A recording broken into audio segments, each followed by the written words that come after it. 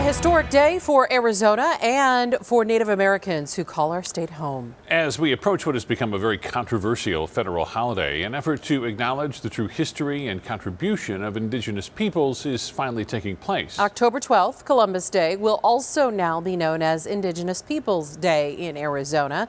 And as ABC 15's Sonu Wasu tells us, this movement was led by Native American youth.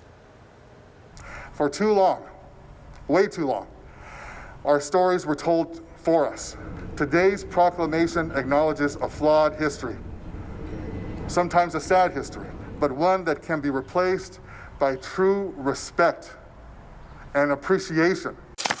It won't replace Columbus Day, but those behind the effort to recognize October 12th as Indigenous Peoples Day call this a big first step in a conservative state under a conservative governor. It just shows that bipartisanship is possible. Teenager Dylan Baca is the president of the Indigenous Peoples Initiative. The youth group has been fighting for this moment for years. You're choosing to recognize a more accurate and positive narrative concerning Native American. Kelly Hunson-Winter, a 17-year-old also behind the effort, says she was disappointed to learn her history textbooks in school were painting an inaccurate picture of how this nation was founded. Columbus Day is not what our true history is, and it is not who we are. Indigenous people have been here for thousands of years, and we will continue to be here.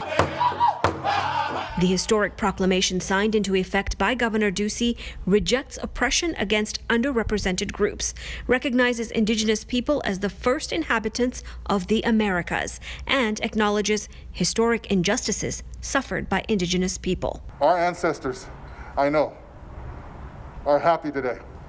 Truly. I know my ancestors are. Those behind the effort call this the first step. A bipartisan effort is now taking place to make Indigenous Peoples Day a federal proclamation. Sonu Wasu, ABC 15, Arizona.